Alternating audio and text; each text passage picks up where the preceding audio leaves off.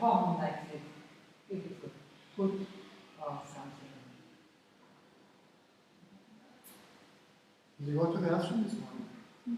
What is going on there? Some ceremony of dancing. Dancing. Are the yajna still there? Huh? Is the yajna still there? Actually, I don't know. They are dancing. They are singing, dancing, and people from Karelia. Oh, not Karelia, Kerala. Ah, it's Onam? Onam, yeah. Cultural programs. Why not? That's their culture, right? What? That is their culture. Indian culture. They have to do it. That's the way they live. All this has a deeper meaning. People may understand it or not. All these festivals and all these cultural programs and dance and music, they have a deeper meaning. People may or may not be aware of that.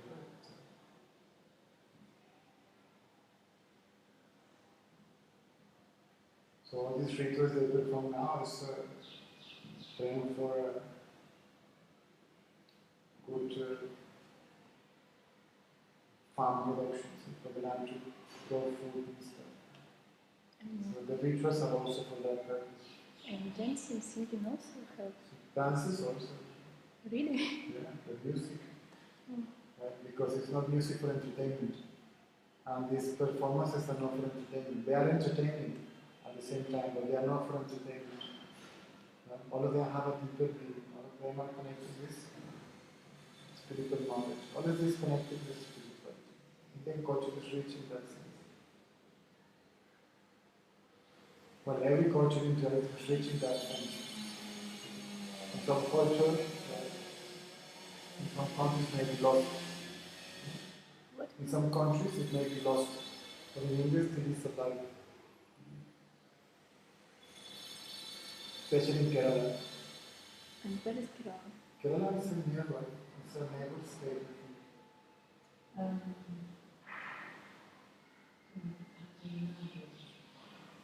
In Tamil Nadu, Kerala. I don't know This thing is the direct to far from Kerala is between. That's nearby. Kerala. South India. No, we can Google it. It is, you know, Puttaparthy. No, I've been in Kerala. Ah, yes. I've been all over India. I've been all over the places. In fact, I can sit down and talk. If there is a question.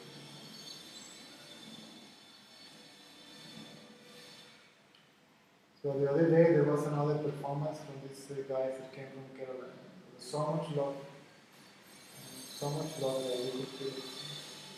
And this can touch the people that sit there. You can experience a little bit of egolessness. That's the whole point. Have you seen Carolina from Colombia? Today, yesterday. Yesterday it continued. She didn't come with us. Come, Kiko, come. Have you seen Carolina? No. And what is her name? Melissa. Melissa? No? Yes, yesterday it continued. I heard that Carolina has sick. Is she sick? Yes, she's How was sick. her? Yeah, same as me. Yes, the flu. Yeah. How was her? Having her in my mind. Good morning.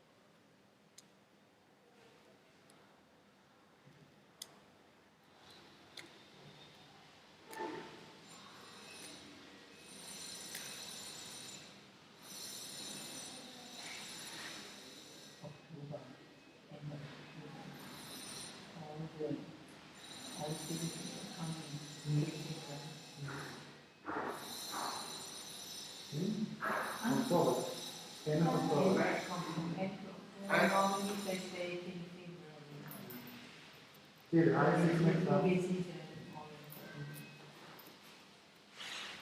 That was in the last years, like I would say it was in the last years, like our even our really and then Yeah. 5 more. The comfort 6. 5 yeah, more. so Onto the hot a lot season. of people Many young people are coming now. New faces, I think. Yes. A lot of new Coming here? faces. Yes. Oh, okay. Is it your first time in Puttaparthy? Second time. Second time. But first time was 4 months ago or so, but I just stayed for a week. Good.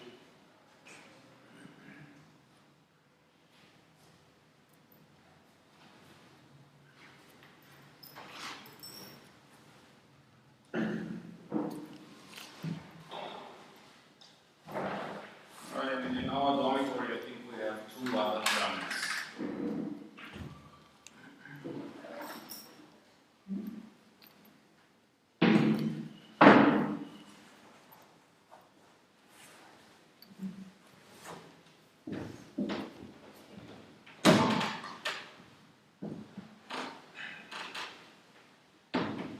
Oh, thank you. charged. That's for Matthew. Charged. Thank you.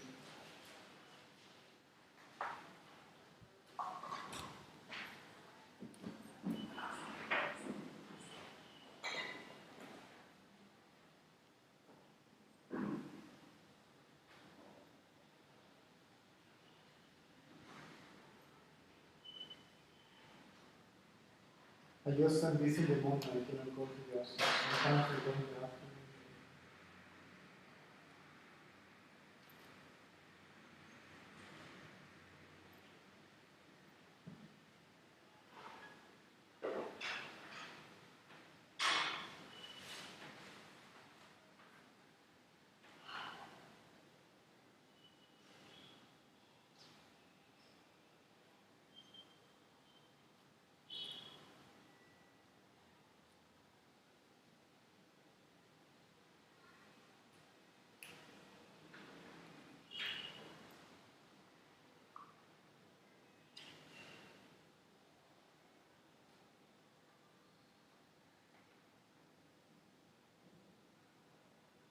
No, you I was wondering how are you doing? Sing?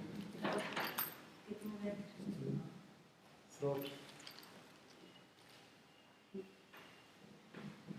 Rainy season, the weather changes from hot to cold, hot, cold, hot, cold. So just to recall it. Even if you go for a drive in Brahmanapali, see, it's cold, and suddenly you take a turn and it's hot. See? And then you go, it's hot. Let's use open because of the Currents. the currents, and then people get sick very quickly. Any questions?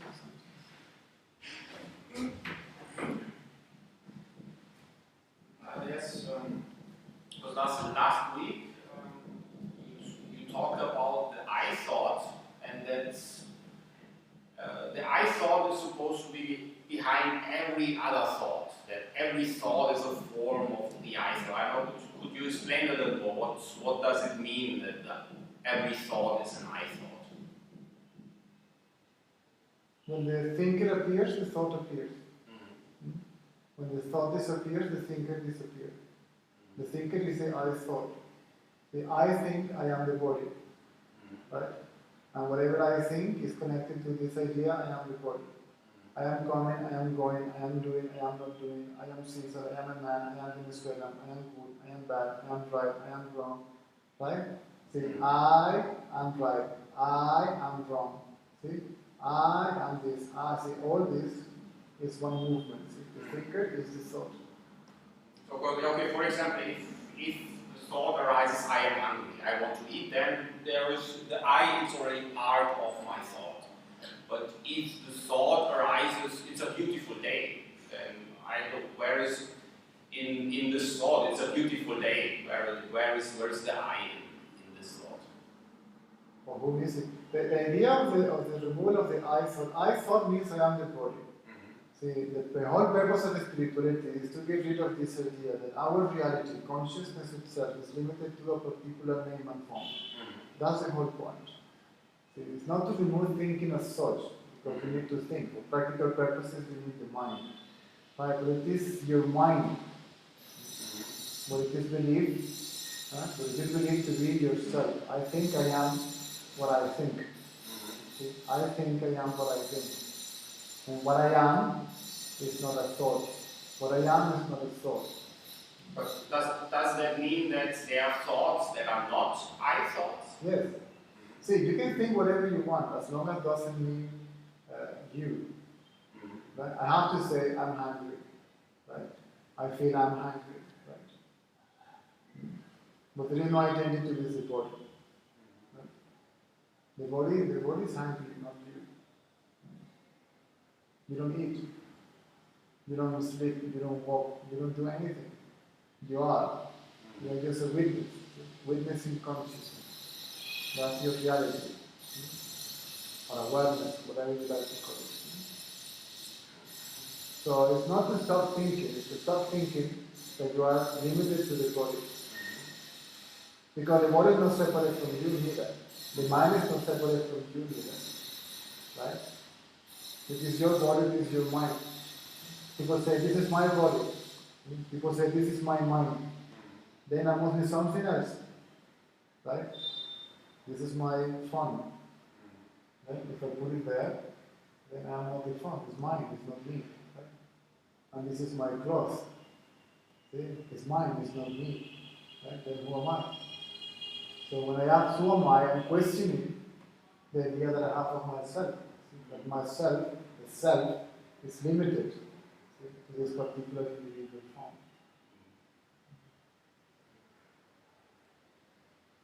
But we have all these different forms that arise, they stay for a while, and they disappear. But often many of these forms, they are very important for our survival. So, for example, the thought I am hungry, this can be very important. If I keep ignoring the thought all the time, then sooner or later I will Now, hunger is there before you think I'm hungry. Right? The sensation, the physical sensation of hunger is prior to the thought I am hungry. See, I am hungry is an interpretation of what already is happening, right? But when the I am hungry appears, it's an idea that that this thought, that there is a separate entity being hungry. See, I am hungry. The hunger is separate from me. Right? The I am experiencing hunger. Right? There is hunger, and there is consciousness of hunger, and the hunger is not separate from consciousness, which is conscious of hunger. Are you following? But let's say this feeling of hunger, it has a certain force behind it, and Yes. this force pushes me. It pushes the body to look for food. Yeah. Right? And for that you may need some knowledge. If you live in a society, if you live in the jungle, so you don't need any knowledge. You just get whatever is available and you eat. Right? But if you live in a society, then you have to think. Right? But I mean, yeah, with hunger, this is something very basic, but then there are other things. For example, being afraid of certain diseases, let's say. This is not something which I experience purely bodily. That there is something, the mind is necessary to get this awareness that being in a certain, in a radioactive place, I may be destroying my body, let's say. Something like this. Anyway, the body will die. Yeah, but of course it may die. But the fear comes from where? The fear comes from where? What is the base of the fear? I am the body. What you are is immortal. When you understand, when you realize your immortal self, right, then you are not too worried about the body. You are not too concerned about the body. Of course, you may take care of the body, but you are not too concerned about the body. You are not too body conscious. Can I say body conscious? Otherwise, all the attention goes for the body. And when all the attention goes for the body, it's you forget yourself. Yeah, because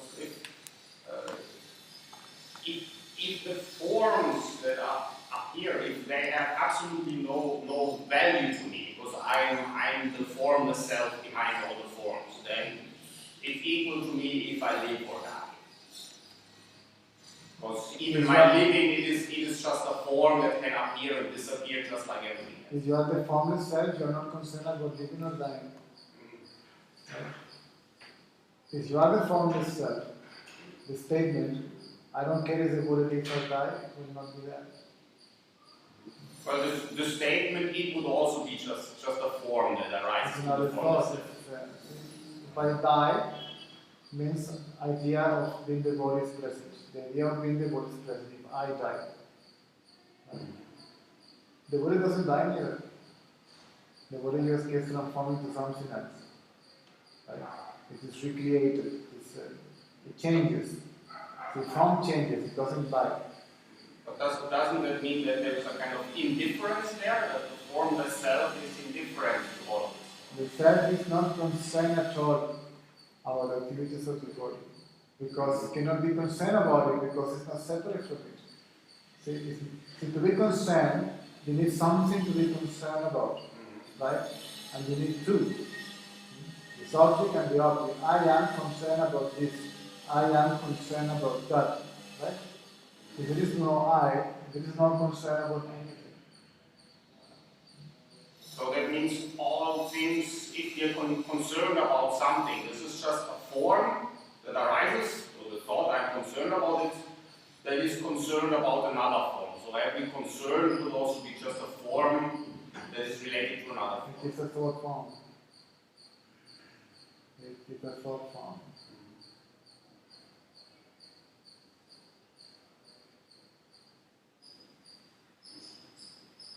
Because to me, this indifference towards all form, this has a negative taste to it. No, because it's not indolence.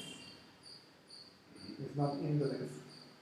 See, if nothing is perceived separate from you, everything that you are aware of, conscious of, is you. Right? So there is no indolence, there is no indifference towards anything or anyone. Because anything, anyone is your own self. Yeah, but then it's indifference if it's this form or that form. I don't distinguish. There is not one form is better than the other. Absolutely. Yeah, this has a negative taste to me, that everything is just the same. Everything is the same. For whom is negative? For me, for the ego. See, because the ego has preference that this one is better than this one is higher than this one, this is superior than this one. Right? This is spiritual, this is material, this is this, this is that. That is the ego favorite game. See? Differentiation, discrimination. Right? But that in the end means there is also an indifference between good and evil. The difference between being enlightened or being ignorant. They are all the If same. there is no ego, there is no good and evil, there is no enlightenment, there is no ignorance. Because for the self, ignorance and enlightenment doesn't exist. See? And good and evil doesn't exist. So when the ego comes into existence, see, evilness comes into existence. Greed comes into existence. See? Violence comes into existence. Anger comes into existence. Lust comes into existence. This is so-called negativity. Right? Without ego, none of these things takes place. But in that way, there would also be no point in doing any practices. The practices, they can only change certain forms. We can say that when the ego is gone. Until the ego is present, the inquiry must take place. Yeah, but even the ego, it is also just an indifferent form. So the ego is not the form itself, it is also just part of the form. You can't say that when the ego is not present. See, the ego is saying that. The ego is saying that to justify its existence. The ego says, there is nothing wrong with me, so let me or leave me alone, let me be here. Then, if you want to keep the ego, you're in the wrong place. These places are designed, see, so there is a space and some time and some mechanism to get rid of the ego. So is it important to the formless self to get rid of the ego? See, realize the self first and see the question about this and that. because otherwise it's going to be an endless. The questions will not end, because the question is there, the question is there. I mean, the question is like an endless circle. Like Yeah. my hunger and my body feelings, they are also an endless circle. But I wouldn't say just because it's an endless circle that it's something bad.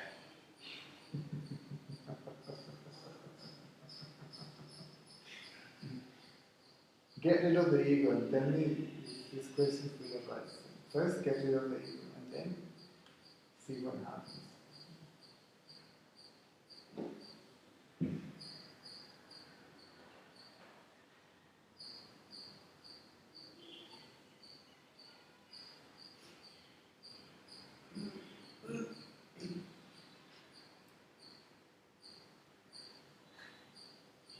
If you want to get rid of the ego, we are here for that purpose. If you want to keep it, there is nothing I can do. I mean, you want to keep it, by all means keep it. Enjoy it for as long as it lasts.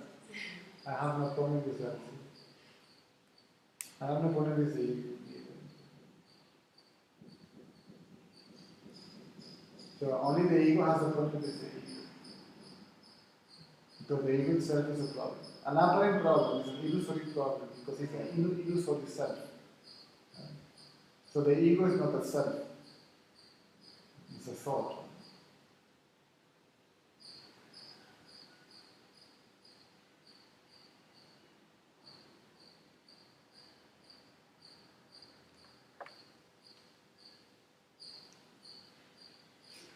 I think also what he's getting at is that even after realizations, emotions still do arise. Not at all. Yes, but only naturally, you don't hang on to them. When the realization takes place, it's a process of dissolution where emotions may arise. But there is no identity with emotions. Right? But But they still arise. yes, for some time. After some time, they disappear completely. Positive emotions, negative emotions disappear altogether. Feelings remain, but emotions That's disappear. more what I mean. Feelings remain. There's no question about it. Emotions, they don't show up anymore. Because emotion has a reason. It's the wrong word, I meant to. The feelings come from here. Right? The feelings come from here. The emotions come from here. Emotions. Some stage.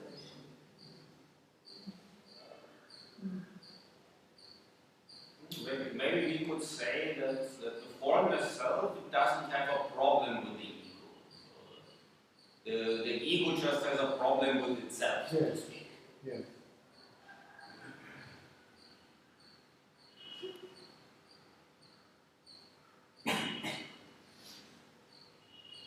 But that would also mean that the call to get rid of the ego, it will also be an expression of the ego. The ego is that has a problem with itself. No, the self says enough is enough, Mr. Ego, cheers and goodbye, and destroys the ego.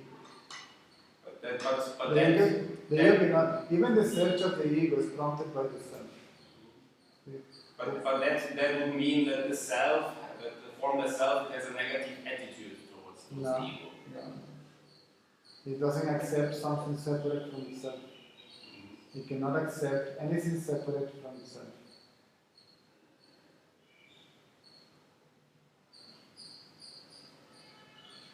Actually, the self looks at the ego. Right? What is that? If you look at the mind cannot survive from the delight of being observed. These are the great words of the Maharaj. There is no thought that can survive from the delight of being observed. Right? Who is the seer? I see the seer. See, and it disappears. Right? When you see the seer, which is the mind as ego, it disappears. It can't survive. Last night we used to. The mind remains after self-realization, but no longer as a separate entity. That's the meaning of Ganapati. Ganapati is brought back to life. Right? The mind comes back. Right? Ganapati comes back to life, but no longer as a separate entity. Right? Half human, half God. Right? Meaning that the body and the mind and God are not three separate entities but one indivisible unit.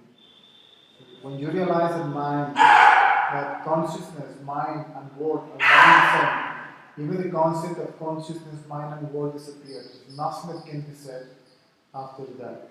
We speak about it because people think about it, otherwise we don't think about that. I don't. I only think about food. If I am hungry, otherwise.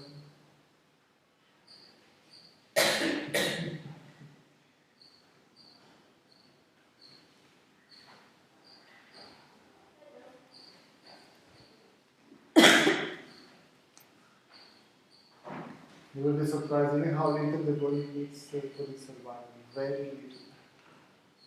We eat too much, we drink too much, we sleep too much, we talk too much, we overdo basically everything. Either overdo everything or underdo everything. It's either too much or too little. Self-inquiry brings balance into the mind, which is the gunas, the laws of nature, nature itself.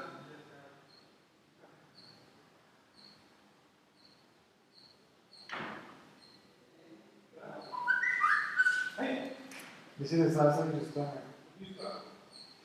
Next time you go to have lunch, compare the size of your wrist with the amount of food in your plate and you will see something may happen there.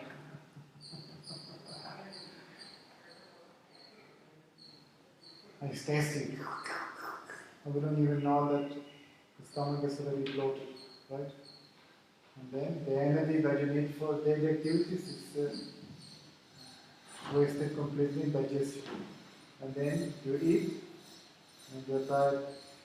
And then you wake up, and then you need more food, more energy. So it becomes a vicious circle.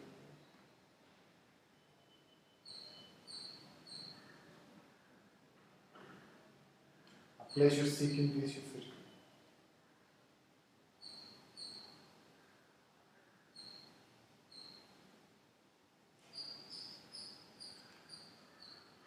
We create a concept out of everything. Food now is a concept, big time.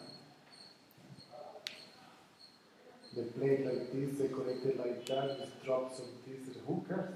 The body is not interested in any of that stuff. The body is looking for energy, that's all. It's not interested if the plate is like this, it is served like that, this is on top of this, in this container. Couldn't care less. That's the mind. This interested in such as the mind as it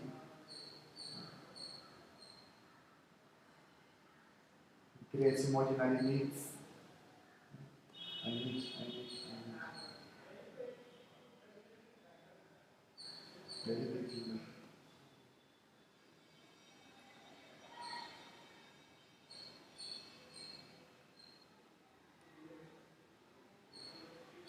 People were surprised about the amount of food that Saibaba was eating. So he's like a bird. Like has more energy than all of us together. At the age of 89, living in a wheelchair like a crippled still he was rocking and rolling. Taking care of every single detail of everything going on around.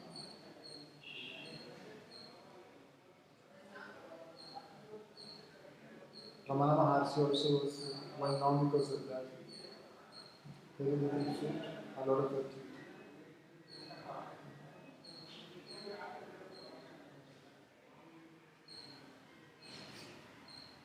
He will wake up at 4 o'clock in the morning, sometimes 3. Wake up everybody and work in the kitchen with everybody from 4 to 10 a.m. 6 hours working. Like everybody else. Chopping vegetables. He was also putting pigs. It's an analyzed family in the ashram and all that stuff. Baba was super bloody active.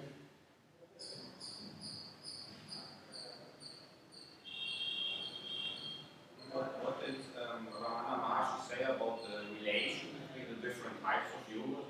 Karma yoga, bhakti yoga, jnana yoga? All of them spoke about the same thing. All of them prescribe the same path. Action, devotion, knowledge. or three different temperaments.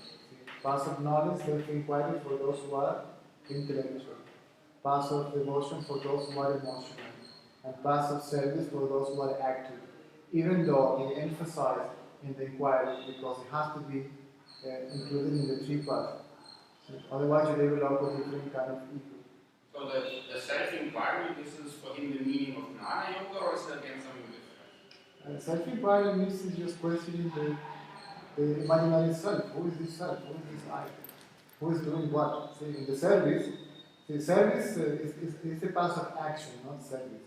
See? When there is no ego, becomes service. Right? Otherwise, say, I am serving the Lord. See, you develop a different ego. See, I am serving the Lord and you are not serving the Lord. See, I am doing seva, you are not doing seva. I am superior, better than you. Right?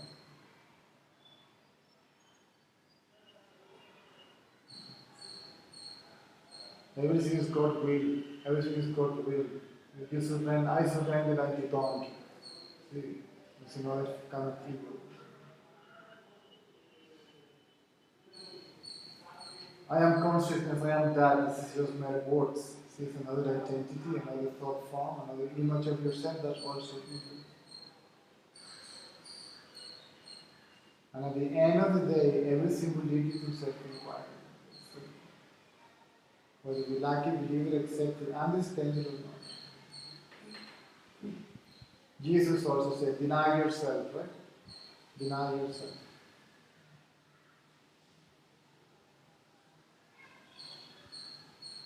When he saw the possessed man, what's your name? Legion, because there are many. Go back from where you came from. Right?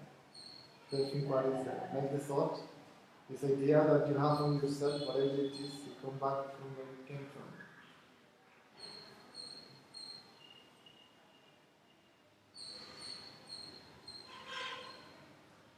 Buddha also, self-awareness, the awareness of this self.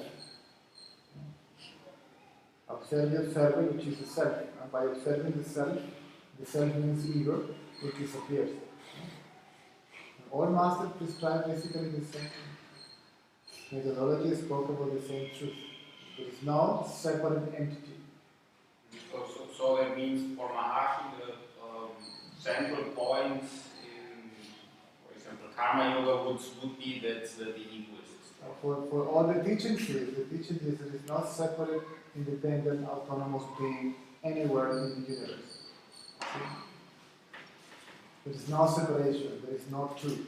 Advaita means not truth, that's all. It's not too complicated.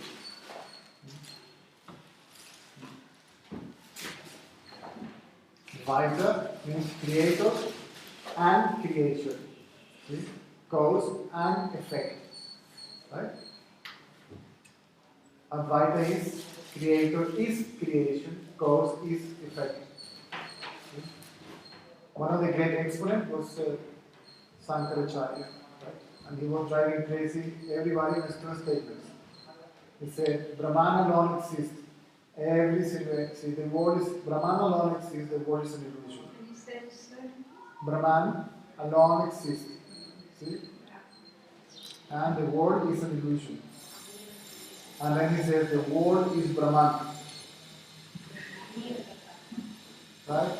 And then people say, well, that's a contradiction. See? The self is real.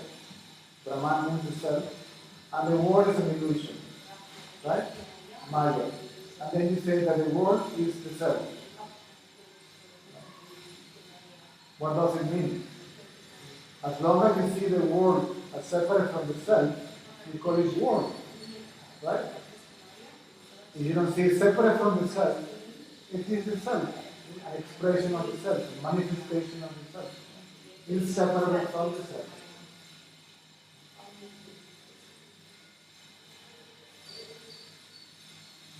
So the self only sees the self. It doesn't see others.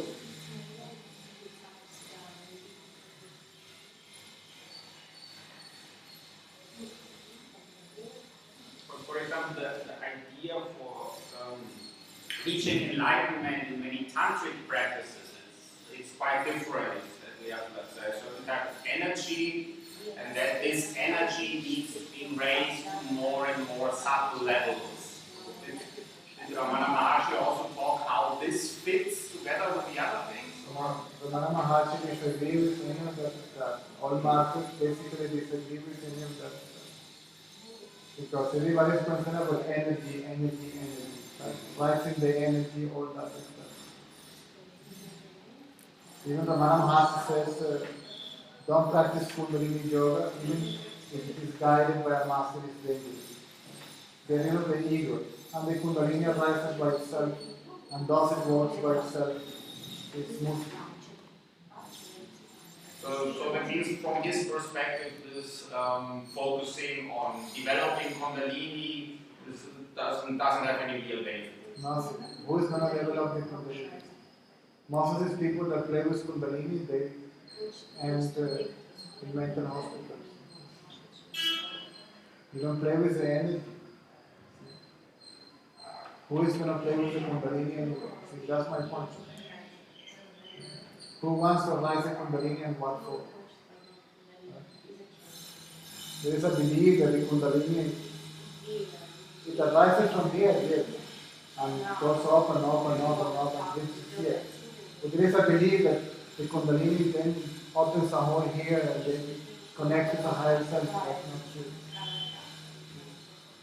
There is a hole, like a hole, there's a curve here, like a U-turn. It goes here and goes down to the heart. And then it circulates. It doesn't go anywhere. All what people want to do by the means of effort, okay, happens effortlessly, automatically, when all the efforts on your side stop. Actually, Ramana Maharshi basis his teaching was not self-inquiry, was be still. Be still means be mentally still.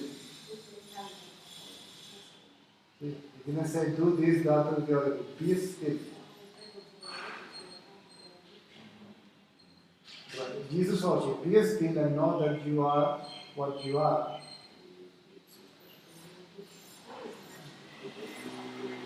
Because we can't be still. Then the inquiry must take place. Who can be still?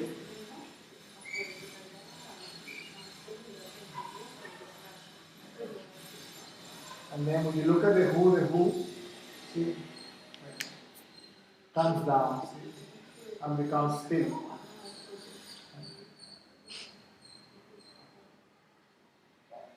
That's the purpose of the inquiry, see, to make the mind to become still, awake, and yet still, alert, and yet still. And when the mind is still, then we become aware of an enduring, unbroken background of silence that reveals itself by itself, to itself, as the self.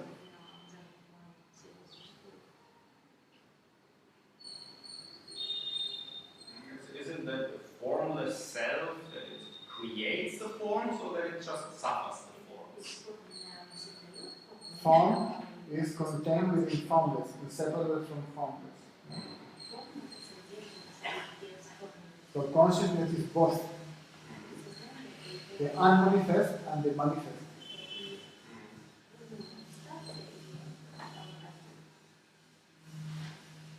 So that would mean that it is the creator, the originator of the forms that exist. It is the source.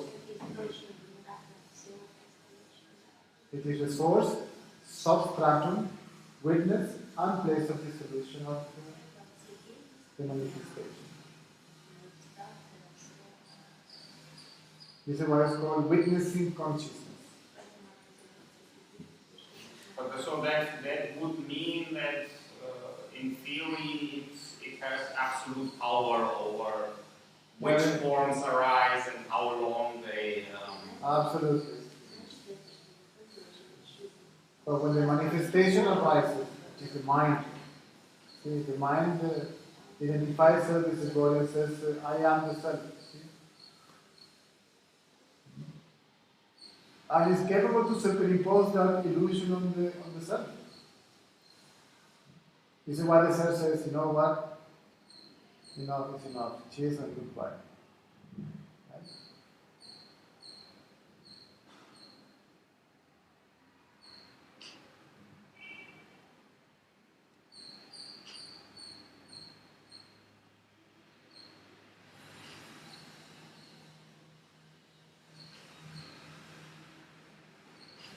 See, to be aware, to be conscious, to witness, it's not a doing.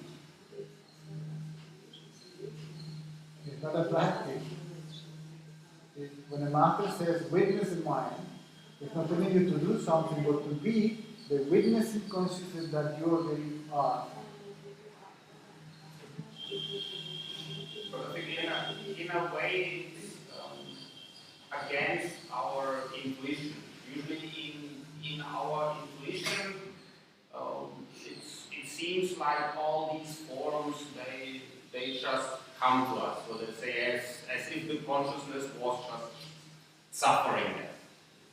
So for example, here I have this wall in front of me, and in my consciousness right now there is not the experience that I created this wall somehow. It is the experience that this wall is already there and it comes to my awareness. Or the same when I have a pain somewhere. It's the pain that is suffered by the consciousness. Consciousness doesn't suffer anything.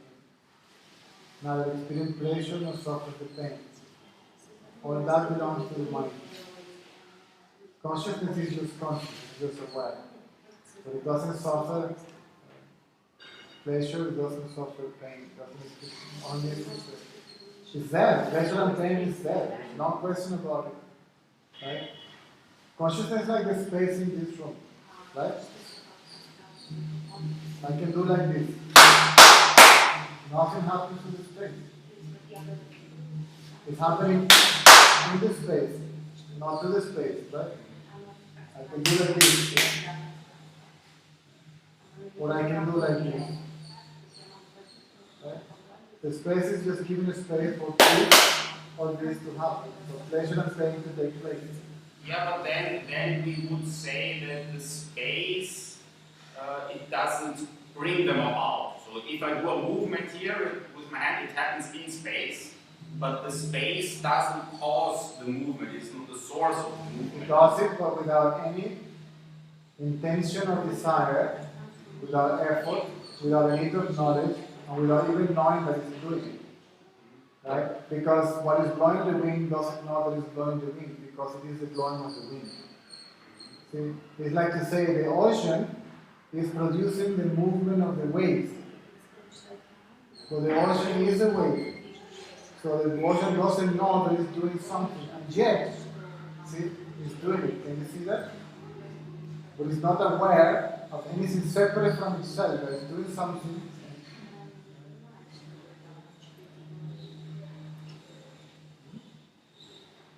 Because with the example with the space, I think the space, the movements, they happen in space, but the space is not the source of the movement. But it is the source.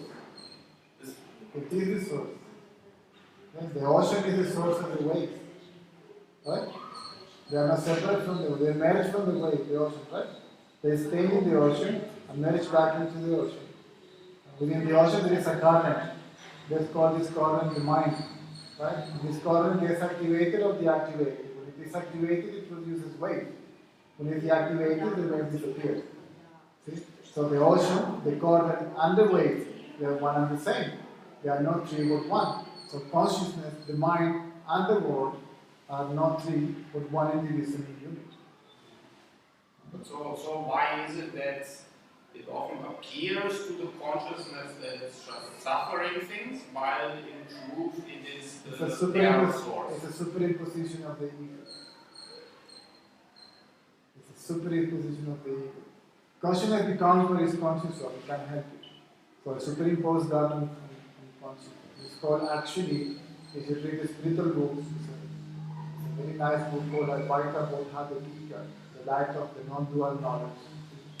There's something called veiling and superimposition. Veiling is deep sleep, and superimposition is the waking state.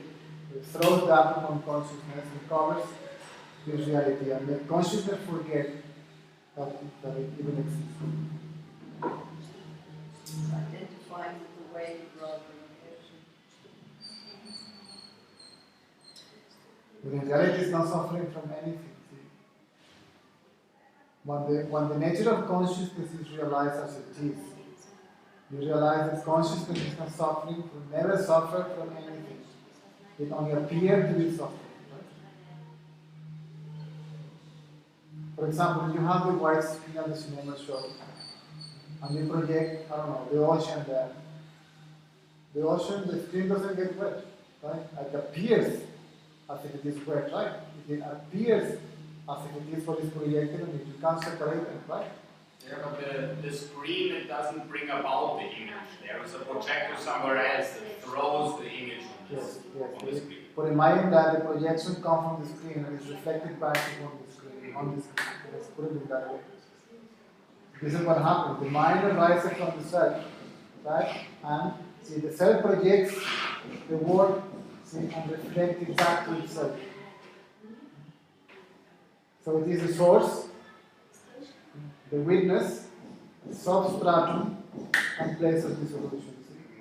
So this movement of expansion and contraction. Let's say in our everyday life, we only experience this one part, this witnessing, not the creation part. No, you experience only the creation part. Otherwise, you wouldn't be here asking so many questions. You don't experience the witnessing. You forget we are the witnessing. Enchanted by what we see, we forget that which sees. We forget ourselves. As if consciousness gets enchanted by its own illusory power. Such is a paradox.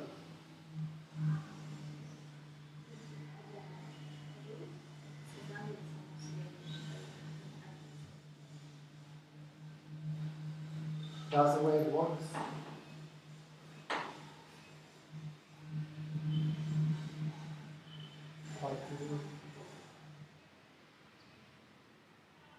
But as I say, once you experience yourself as consciousness itself, you will have no question, you will have only answers. You will not be seated there asking questions, you will be seated here answering questions.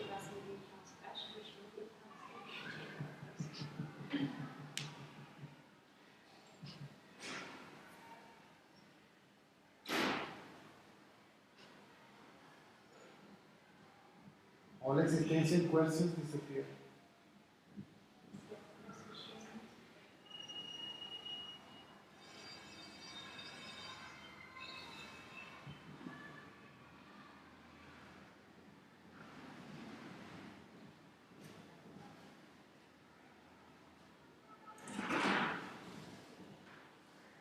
Actually, we don't get any answer.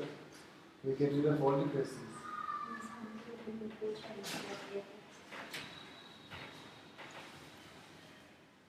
The question, who am I, doesn't bring about any answer.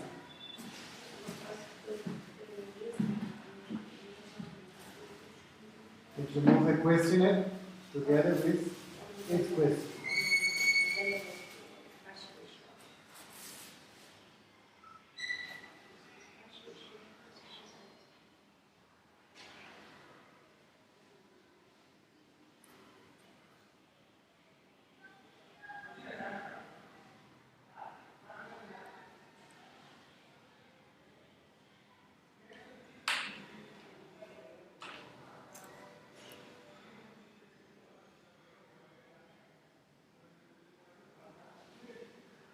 See, I once found rickshaw for 80 rupees coming and going from the market. Yeah, because I don't feel like it's just too much. Why make them rich for no rhyme or anything? Much too expensive this place. 80 both way. 80 both way. For people it's 10 rupees each. It's 20 rupees each. And in Truman, It's not going to be in my house, it's going to be in the children's hall, which is very nice, quiet, and for free.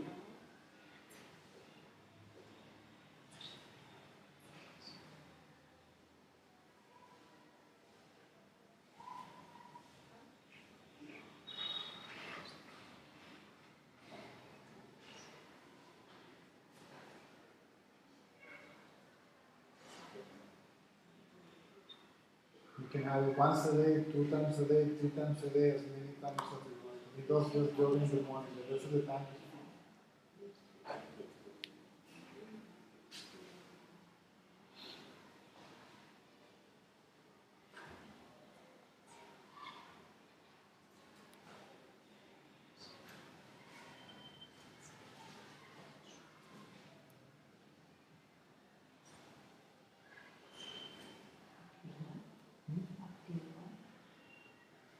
Up here.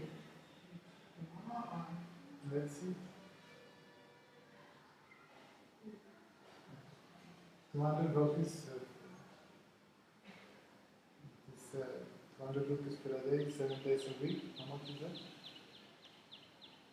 1,400. Multiply this into 4.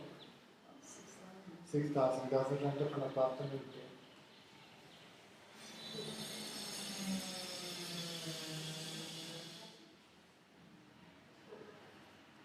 That's so greedy.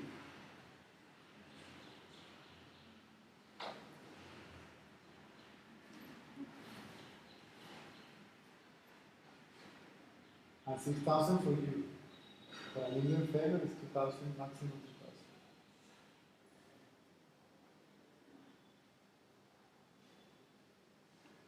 I lived and worked in India. So I'm impressed. This is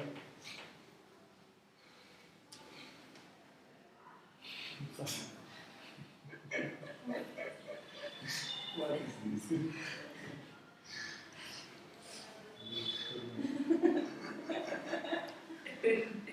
I like.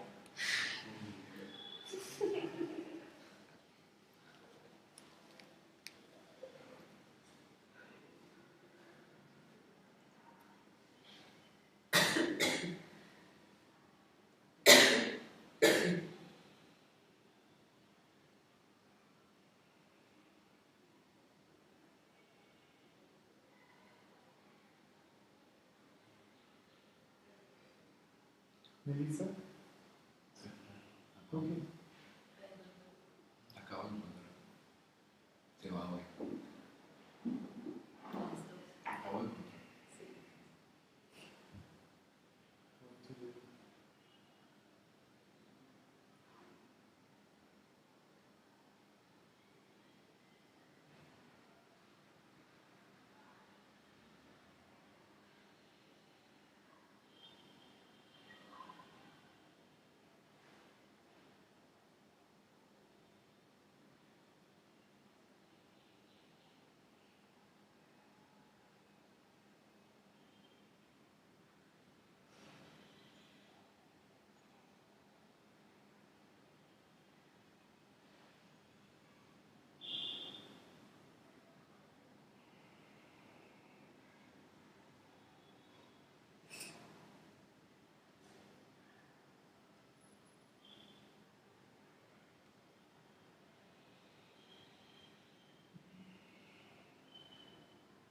Take some vitamin C and B complex for a week or so.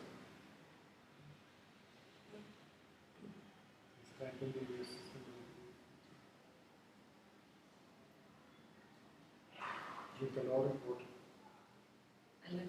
Water. And rest.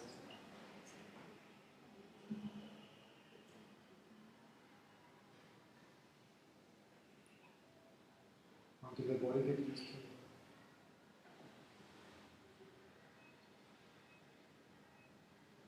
Also, the town is so polluted. I was surprised how polluted the town is. So small and so polluted. I went yesterday to my house and I was cleaning my nose, and what came out of that was black. Puttaparthy. Puttaparthy, such a small town, a lot of pollution.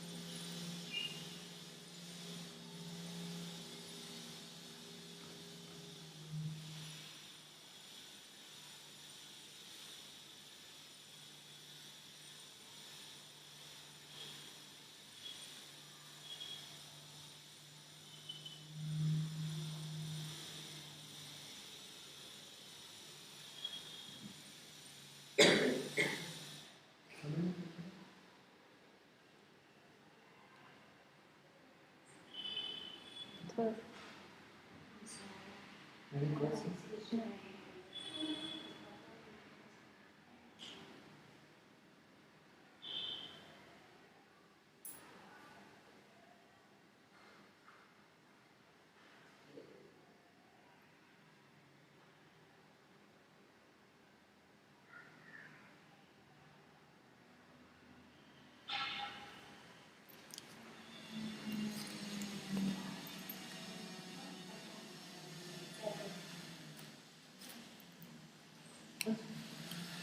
What's your name?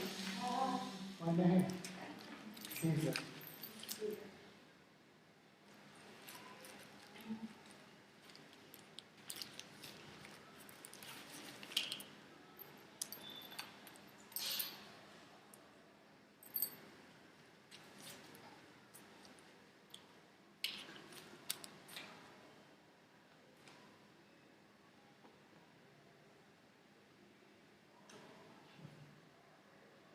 Where are you from?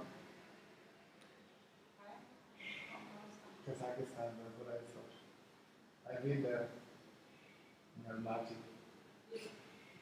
Nice place.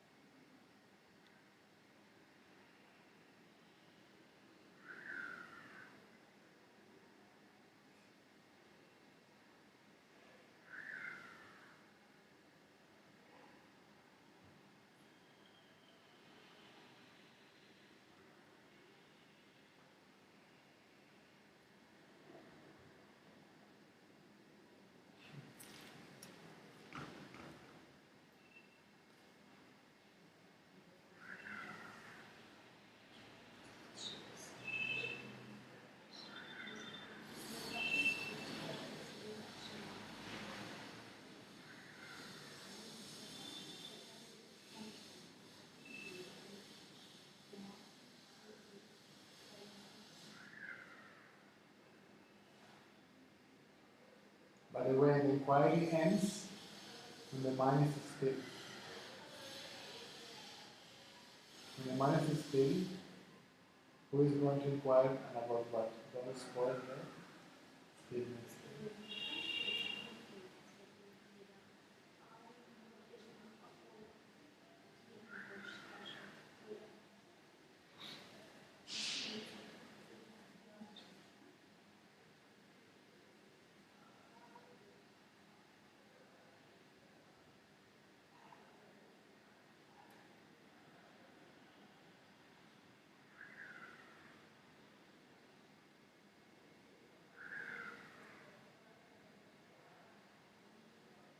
So you are conscious, and yet the mind is still. That is your natural state. It's called Saha Samadhi. There is no mind consciousness, only body consciousness.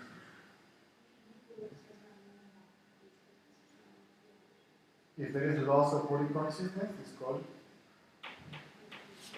Nirvikalpa Samadhi. If there is body consciousness, it's called Saha Samadhi. Samadhi. Saha. Sahaja or Sahaja. So it means what? There are two kinds of samadhi. Samadhi means the state of non-differentiation, when nothing is perceived different, separate, apart from oneself. Right? So when there is body consciousness, the consciousness of the world, body is the world, it's called Saha Samadhi. But if it goes deeper, then there is loss of body consciousness, and it's called Nirvikalpa Samadhi.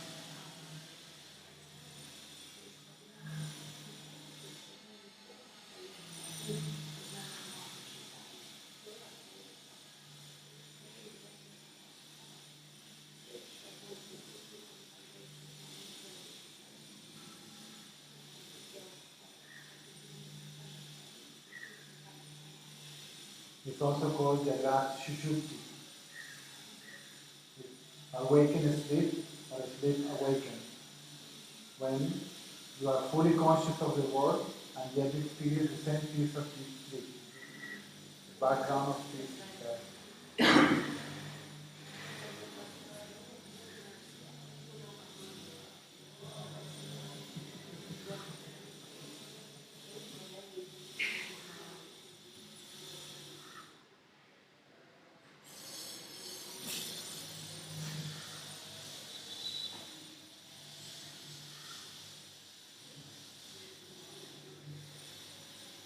It's always the eyes that want.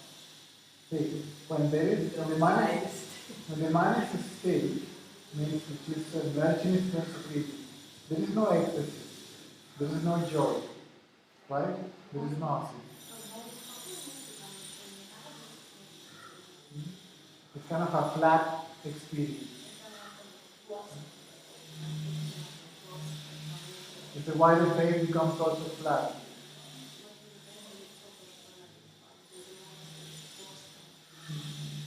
Sometimes people ask me, are you okay? And sorry, what? Right? Because you don't even know what then when there is a realization, glimpses of that, when there is an interpretation of being that, and then we laugh. Some people laugh, right? And laugh and laugh. Some people cry, cry and cry. Some people cry and laugh. Some people just don't react to it. There's no expression to it. It depends upon the temperament of the person. The realization is the same. The way we express it is very different.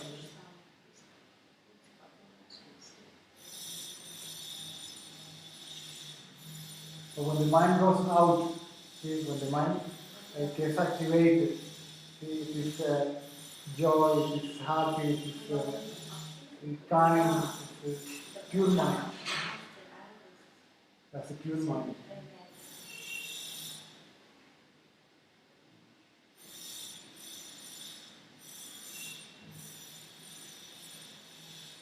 Sometimes even when you see Baba's videos, he's seated and his face is very flat, very stern.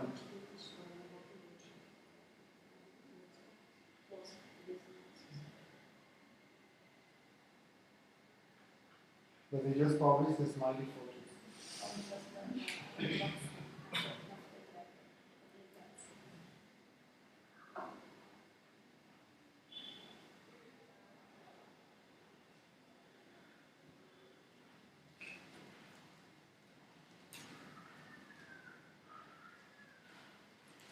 The mind is very sharp, see the mind is still, but it's alert and then it responds to what happens. Naturally.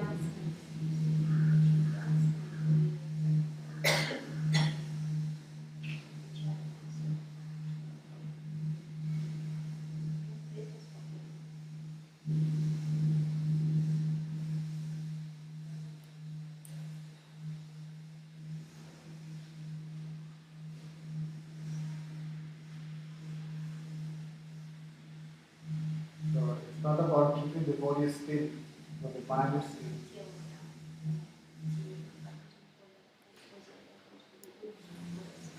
Senses still operate. and they only react. So the mind does not react. The ego doesn't think about it.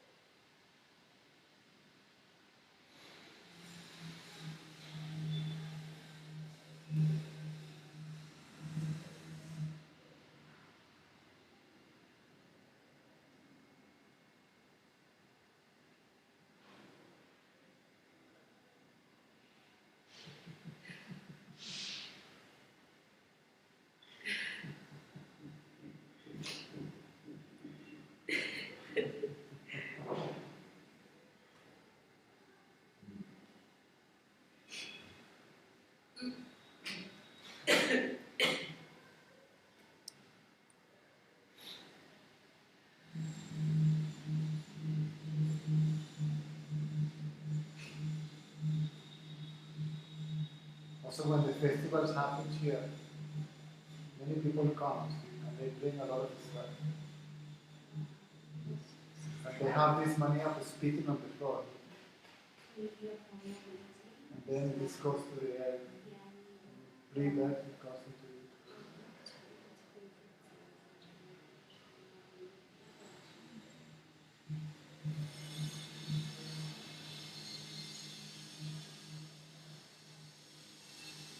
When we were living permanently here, when there was a festival, or we knew that a lot of people would want to come, straight to the pharmacy and get the big BMC complex.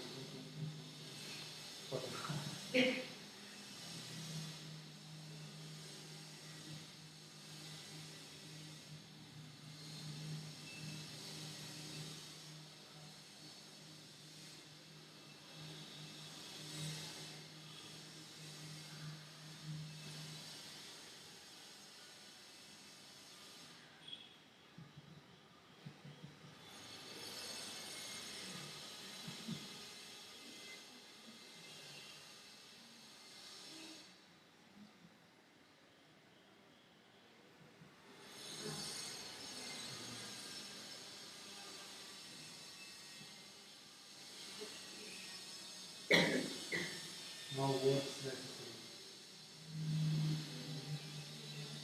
No words necessary. No what? No words are necessary. She sleeping. She wants to sleep. She wants to sleep.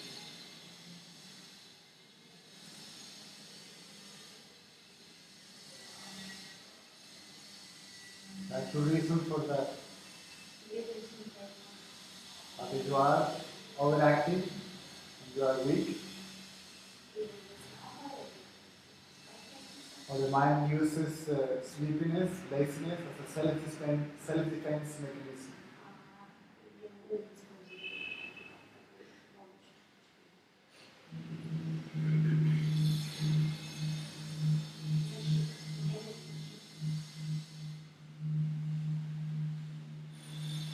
When it comes to satsang,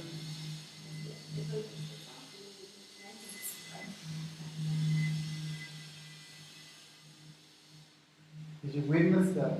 Because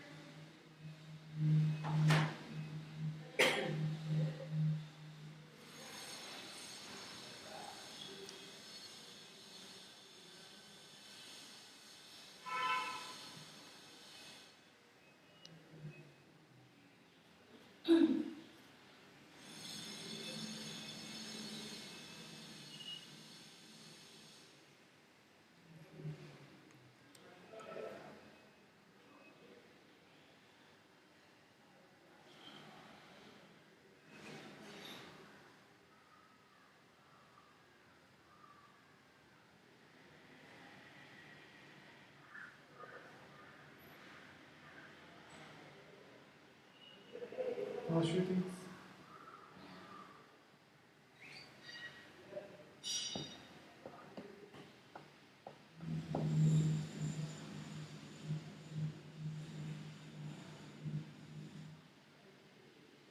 Some striking here.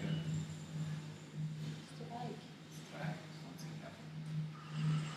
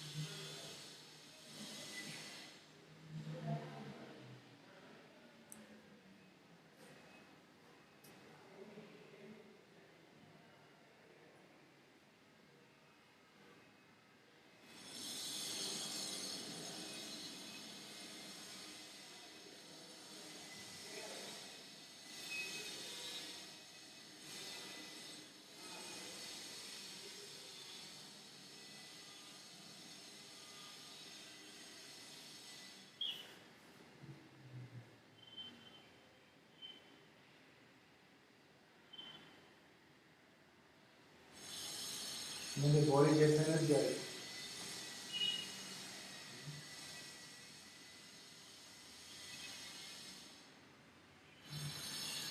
the self recharges the batteries of the body.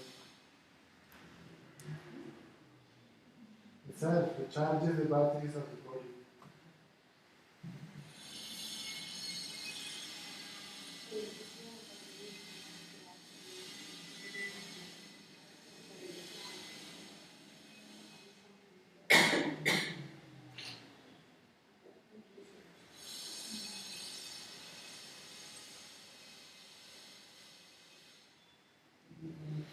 Fascinating of Jesus was not only of bread the body needs, not only on bread the body needs.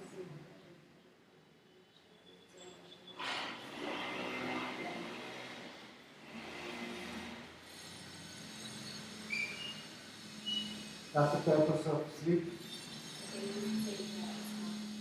The body rests and it charges the battery. And in Samadhi, it's like no different than sleep. No different. Than sleep. No.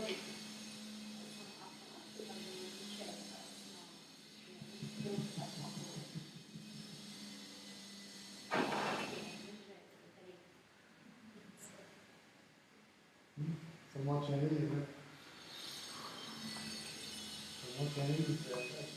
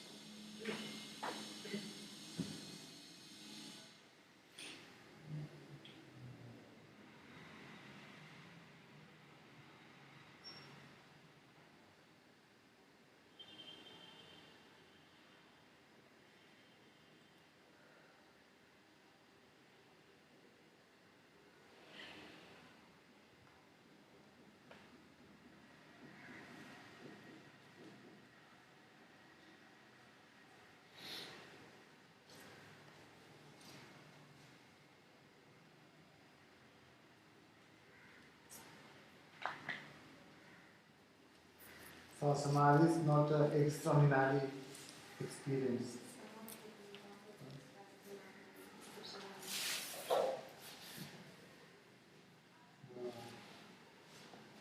Light coming or anything, just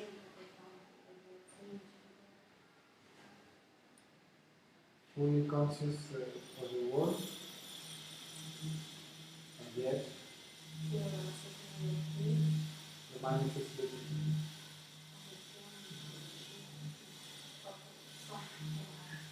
Still, not sleeping.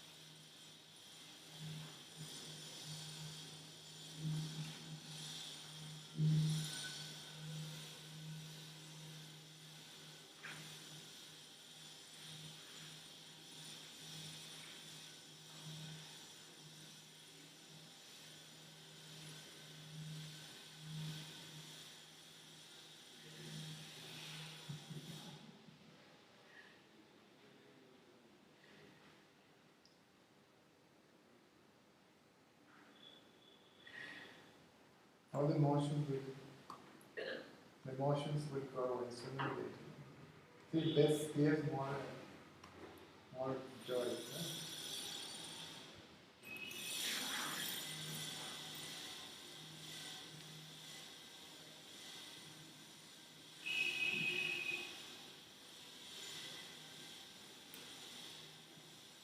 Stephen, I have a question about some emotional blocks in our body, some from childhood or wherever, when we keep these emotions and didn't expose.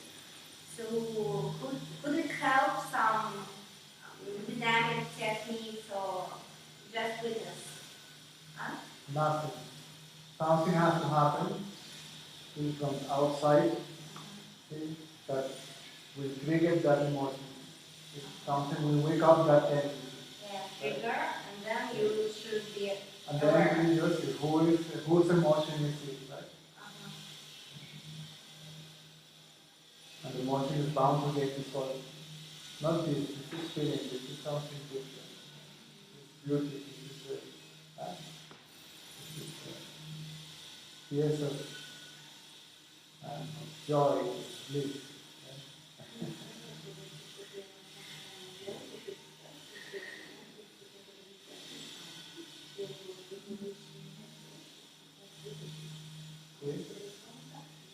I can't hear you. Can't help you. Are you calm? Or I am calm?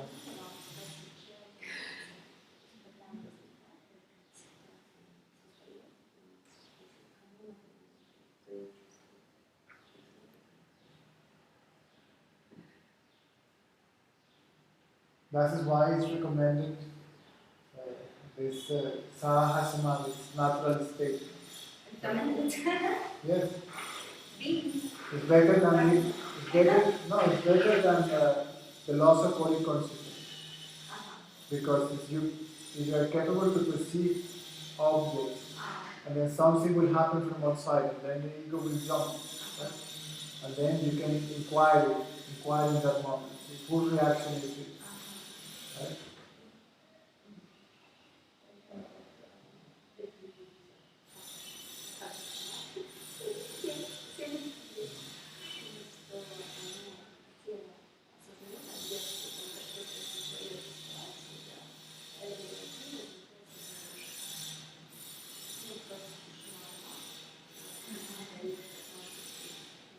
So, Sevadari is good.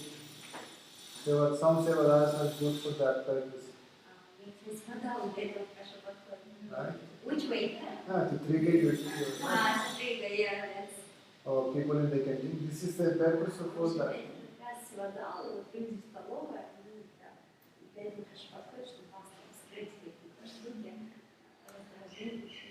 So something has to wake up the ego from outside, right?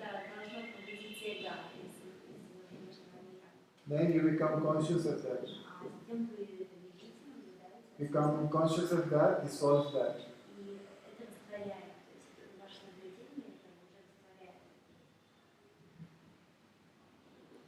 Some tendencies, some issues are deeply rooted in the subconsciousness and they don't come up to the surface in the awakened state.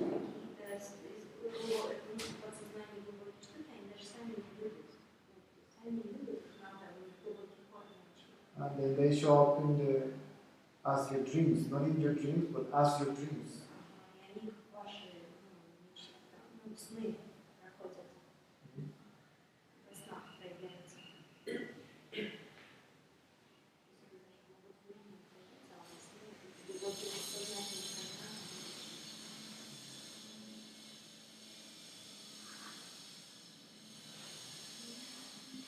Even I can be part of that brigade movement. Like? I can be part of it.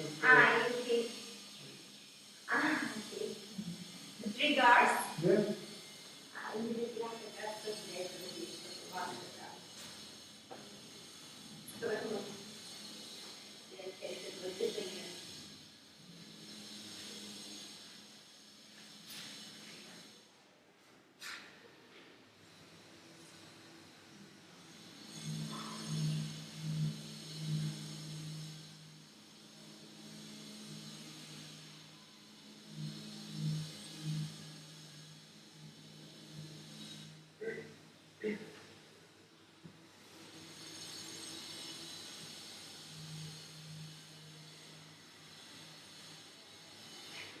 So I have examples. So if I'm scared of violence, yeah.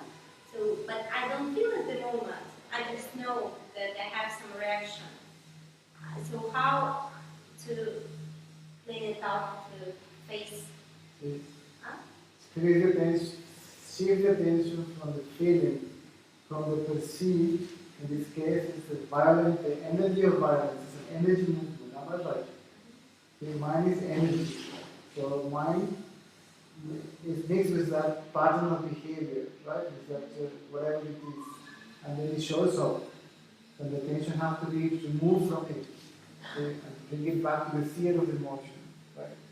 If the emotion is still there, you still see the emotion, but attention is in the seer of emotion, right? So you still are conscious of being and experiencing the peacefulness of your natural state, of your reality, right? In spite of whatever is happening in front of you, right? If you give attention to it, then you feel it. It goes on and on and on and on. If you remove your attention from it, this is the meaning of ignore it. See, I can ignore you. See, even when I'm looking at you, I'm ignoring you. See? Because even when I look at you, the attention is in the observer. See? So I don't lose track of the observer, even while observing. Right? This is witnessing.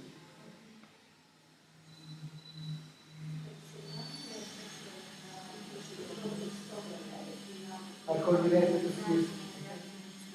Or should I will go to your house? Yes.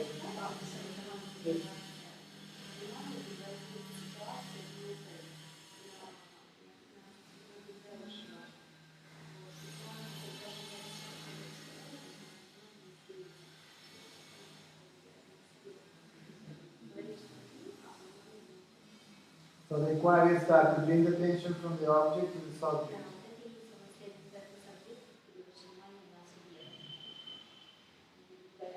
When the object disappears means the thought. The name disappears.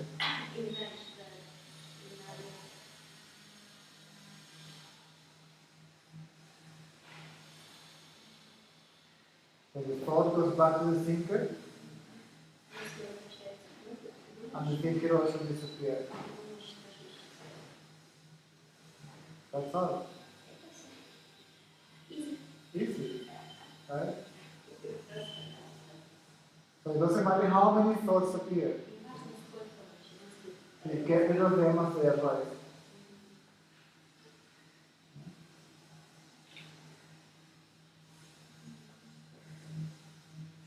Look at them.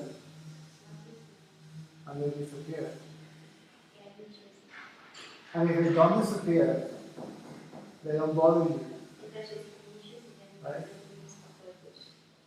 Because sometimes they have to express themselves. So, right?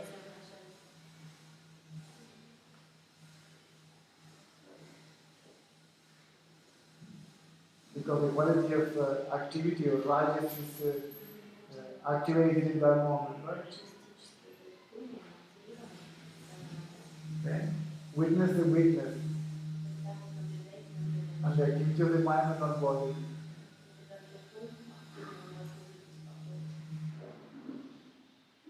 And then the subconsciousness is liberated, see? And it gets dissolved.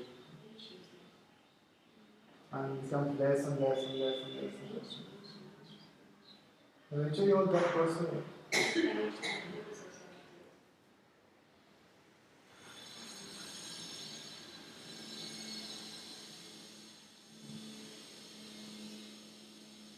Anya.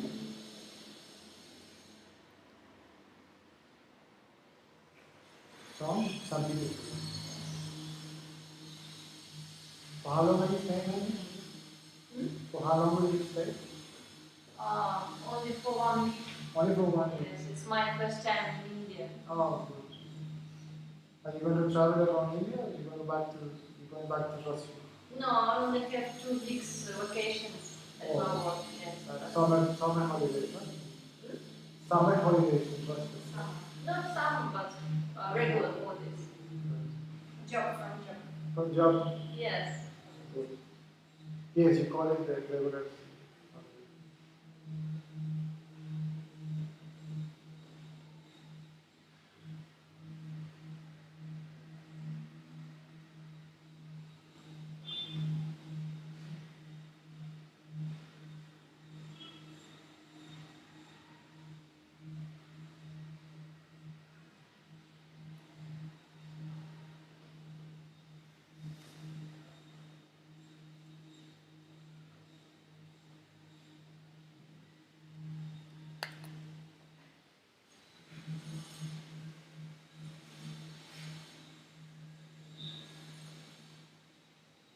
Everybody struggles at the beginning, right? With the self-inquiry, with any practice, right?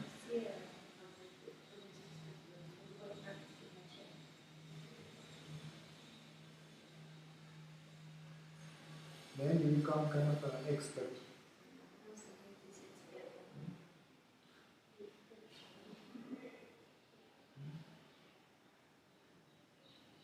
It's too far to become an expert. No, but at the beginning everything is right?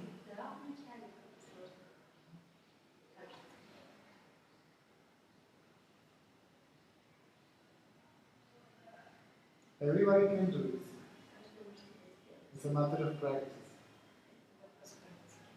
I'm not different than you,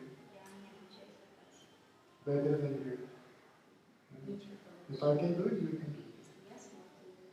There's nothing special about Sita. If I can do it, you can do it. So we need this patience and perseverance. And leave no doubt that you are capable to do it. And eventually you will enjoy the result of the practice.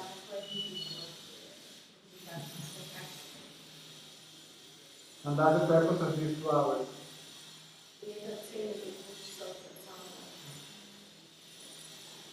Somehow people find it easier when we are together.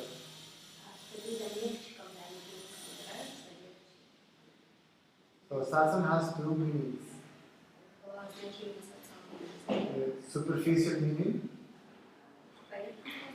is to be in good company. That is the literal meaning. Good company means in company to spend time with self-realized beings.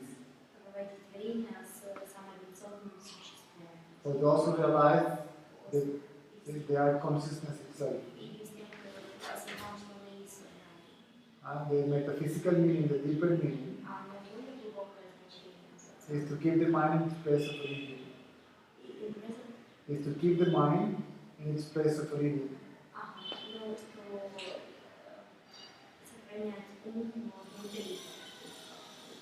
Sat means self, or self-consciousness bliss, the same. Sang means association. To keep the mind associated with the self.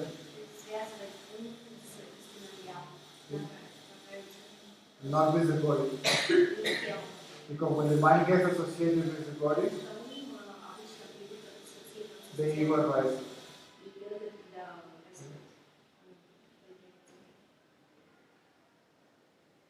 Well, we need this patience, perseverance, and proper guidance. That's what advice.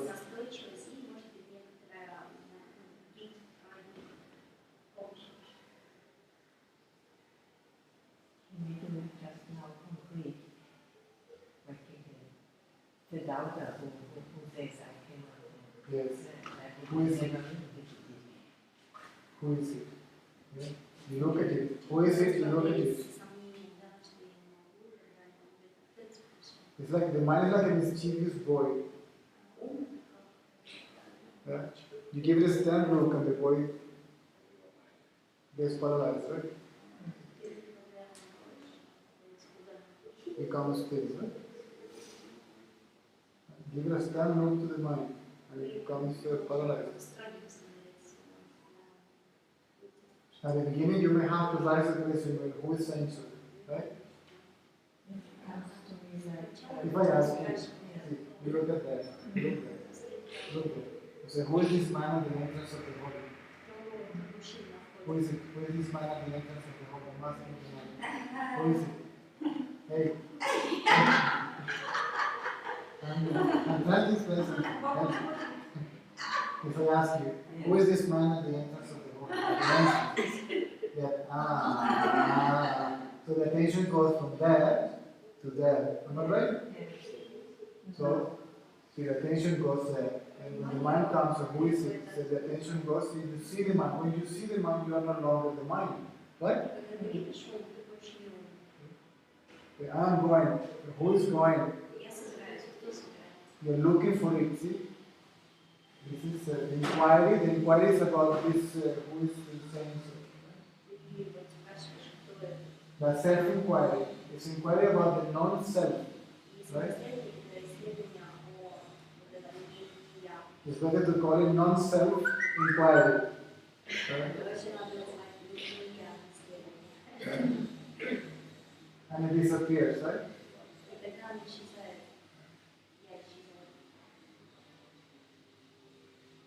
Eventually, you don't even ask the question. You just look at the mind and it stops. And at some point it goes automatically. At some point it goes on automatically. When it goes on automatically, that's the end of the story.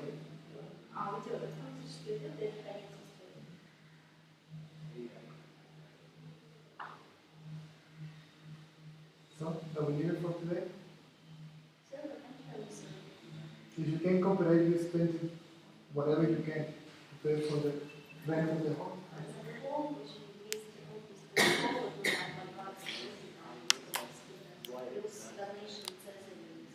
Or whatever you want to do.